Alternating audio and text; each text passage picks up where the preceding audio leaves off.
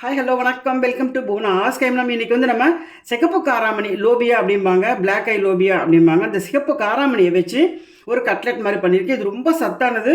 இதில் நிறைய விதமான சத்துக்கள் இருக்குது. அயர்ன், சிங்க், விட்டமின் நிறைய இருக்குது. இது நம்ம ஷாலோ ஃப்ரை தான் பண்ணியிருக்கோம். எண்ணெயில் பொரிச்சு எடுக்கல, தவாவில் போட்டு கொஞ்சம் எண்ணெய் விட்டு எடுத்துருக்கோம். ஸோ இது எப்படி பண்ணலாம், இது என்ன அப்படிங்கிறத இந்த வீடியோவில் பார்க்கலாம் வாங்க. இப்போ இந்த காராமணி கட்லெட் பண்ணுறதுக்கு நம்ம இந்த ஒரு கப்பு காராமணி எடுக்கிறேன். இது 200 கிராம் இருக்குது. இது ஆக்சுவலி ஒரு கப்பு, அவ்வளோதான். இதை போட்டுட்டு நம்ம கொஞ்சம் நேரம் இதை அலம்பிட்டு அதுக்கப்புறம் ஊற வைப்போம். ஒரு 2 தடவை நம்ம இதை ஒரு 2 தடவை நம்ம அலம்பி எடுத்துகிட்டு அதுக்கப்புறமா ஊற வைப்போம். இப்போ இது ஒரு 3லேருந்து ஒரு 4 மணி நேரம் ஊறிச்சு அப்படின்னா நம்ம வேக விட்டுட்டு அதுக்கப்புறம் அதை மசிச்சுக்கலாம். இப்போ இதை அப்படியே மூடி வச்சிடலாம். நசுக்கிறதுக்கு வருது பாருங்க. இது ஊறி போச்சு. இப்போ இந்த தண்ணியை நம்ம வடிகட்டிட்டு அதுக்கப்புறம் நம்ம வேக வைக்கலாம். இப்போ இந்த தண்ணியை வடிகட்டியாச்சு. நான் இந்த குக்கரில் வேக வைக்க போகிறேன். இதில் போட்டு ஒரு 3 விசில், கொஞ்சம் தண்ணி விட்டுட்டு ஒரு 3 விசில் வைப்போம். இது விசில் வர ஆரம்பிச்சு, இப்போ விசில் வந்துருக்கு. 3 விசில் வந்துருச்சு. கேஸ் ஆஃப் பண்ணிக்கிறேன். இப்போ இதில் ப்ரெஷர் அடங்கிடுத்து. நம்ம இதை எடுத்து மசிச்சுக்கலாம். பாருங்க, நல்லா வெந்திருக்கு. தொட்டோடனே அமுகுது. நம்ம இதை எக்ஸ்ட்ரா தண்ணி இருக்குது, வடிகட்டிட்டு மசிச்சுக்கலாம்.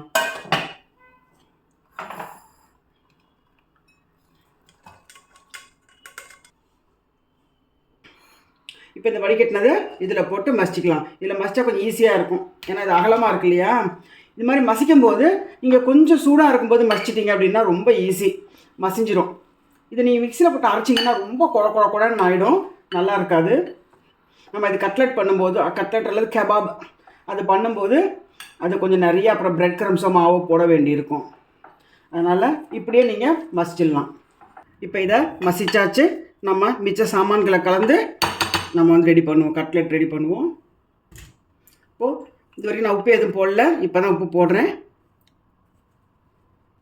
இப்போ இதில் கொத்தமல்லி பொடியாக நறுக்கி வச்சுருக்கேன். இது கருவேப்பிலையும் போட்டிருக்கேன். நம்ம சவுத் இண்டியன் ஸ்டைலில் இருக்கட்டும் அப்படி கருவேப்பிலையும் கொஞ்சம் போட்டிருக்கேன். இதில் பார்த்தீங்கன்னா பச்சை மிளகா நல்லா பொடியாக நறுக்கி வச்சுருக்கேன். பச்சை மிளகா, இஞ்சியும் அந்த மாதிரி பொடியாக நறுக்கி வச்சுருக்கேன். இல்லை கொஞ்சமாக லெமன் ஜூஸ், பொடியாக வெங்காயம் நறுக்கி வச்சுருக்கேன். இந்த வெங்காயத்தையும் இதில் போட்டுக்கலாம். ஏற்கனவே நம்ம பச்சை மிளகா போட்டதுனால கொஞ்சமாக ரெட் சில்லி போட்டால், அதாவது வெறும் மிளகா பொடி, தனி மிளகா பொடி சொல்லுவோம் இல்லையா, அந்த மிளகா பொடி, கொஞ்சமாக மஞ்சப்பொடி,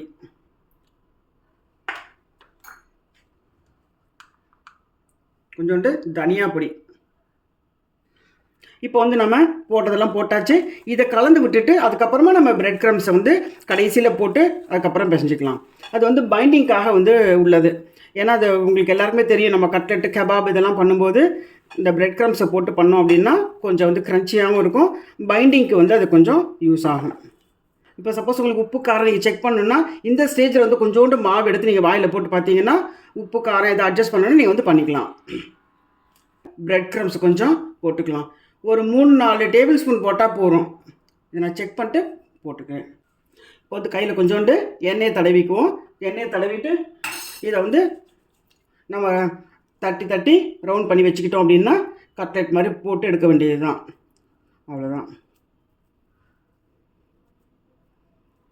இப்போ இதை இந்த மாதிரி ரவுண்ட் பண்ணி ரெடி பண்ணி வச்சுட்டு நம்ம தவா போட்டு எடுக்க வேண்டியது தான். இப்போ இது ரெடி பண்ணியாச்சு. நான் அடுப்பில் தவா போட்டிருக்கேன். எண்ணெய் போட்டுட்டு இதை 2 பக்கம் போட்டு எடுக்கலாம். இது நம்ம ஷாலோ ஃப்ரைன்னு சொல்கிறோம் இல்லையா, அந்த மாதிரி தான். எண்ணெய் கொஞ்சம் விட்டு இதில் பண்ணுறோம், பொரிச்சு எடுக்கல. ஏன்னா இப்போ நம்ம பொரிச்சு எடுக்கிறது நம்ம ரொம்ப பண்ணுறது கிடையாது எல்லாருமே.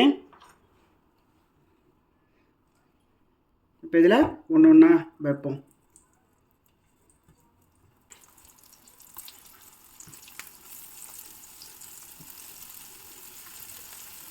இது இப்போது வேக ஆரம்பிச்சிருக்கு. இன்னும் கொஞ்சம் வெந்ததுக்கப்புறமா நாம் திருப்பி போடலாம். இது வேக ஆரம்பிச்சிருக்கு, நம்ம கொஞ்சம் திருப்பி போடலாம்.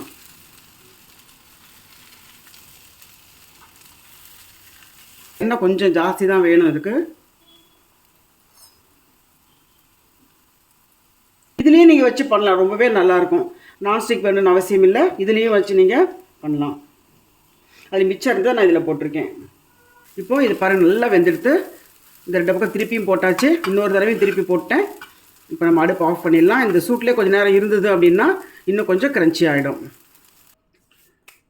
நாம் இந்த கட்லெட் பண்ணி முடிச்சாச்சு. இப்போ பார்த்த இந்த சிகப்பு காராமணியை வச்சு ஒரு கட்லெட்டு ஸ்நாக்ஸ் வந்து ரொம்ப ஈஸியாக பண்ணிடலாம், டக்குன்னு பண்ணிடலாம். அதாவது நீங்கள் வந்து சமைக்கும் போதே கொஞ்சம் வந்து இந்த பருப்பு ஊற வச்சிட்டீங்க அப்படின்னாக்கா ஈவினிங் ஸ்நாக்ஸுக்கு வந்து அது மத்தியானம் ஊறிடும். அதுக்கப்புறமா அரைச்சி ரெடி பண்ணி ஈவினிங் ஸ்நாக்ஸ்க்கு வந்து இதை கொடுத்துடலாம். ரொம்ப குயிக்காக பண்ணுறது தான் இது. வீட்டில் இருக்கிற எல்லா சாமானும் வச்சு பண்ணுறது. அதில் வந்து எக்ஸ்ட்ரா எதுவுமே கிடையாது. ஏன்னா வெங்காயம் இருக்கும், இஞ்சி இருக்கும், கருவேப்பிலை, கொத்தமல்லி எல்லாமே நம்ம வீட்டில் இருக்கிற சாமான் தான். சப்போஸ் உங்களுக்கு பிரெட் க்ரம்ஸ் இல்லை அப்படின்னா நீங்கள் வந்து அரிசி மாவு கொஞ்சம் வந்து தூவி அதை வந்து பண்ணிக்கலாம். இல்லைன்னா உங்களுக்கு வந்து ஒட்டும் தட்டுறதுக்கு வராது. ஸோ கொஞ்சம் அரிசி மாவு இருந்தாலும் போட்டுக்கலாம். பிரெட் க்ரம்ஸ் இருந்தால் பெஸ்ட்டு, அப்படி இல்லைன்னா அரிசி மாவு போட்டு பண்ணிக்கலாம் நீங்கள். இப்போ பார்த்த எந்த சிகப்பு காராமணி கட்லெட் வீடியோ உங்களுக்கு ரொம்ப பிடிச்சிருக்குன்னு நினைக்கிறேன். அவசியம் நீங்கள் இதை ட்ரை பண்ணி பாருங்கள். மெயினாக உங்கள் ஃப்ரெண்ட்ஸுக்கு ரிலேட்டிவ்ஸ்க்கு ஷேர் பண்ணுங்கள். கமெண்ட்ஸ் பாக்ஸில் கமெண்ட்ஸ் போடுங்க. மெயினாக அது ரொம்ப சந்தோஷமாக இருக்குது படிக்கும்போது. உங்களுக்கு வேறு ஏதாவது பண்ணணுன்னாலும் சொல்லுங்கள், அதையும் வந்து நம்ம வந்து பண்ணி காமிக்கலாம். அடுத்த வீடியோவில் சந்திப்போம். நன்றி, வணக்கம்.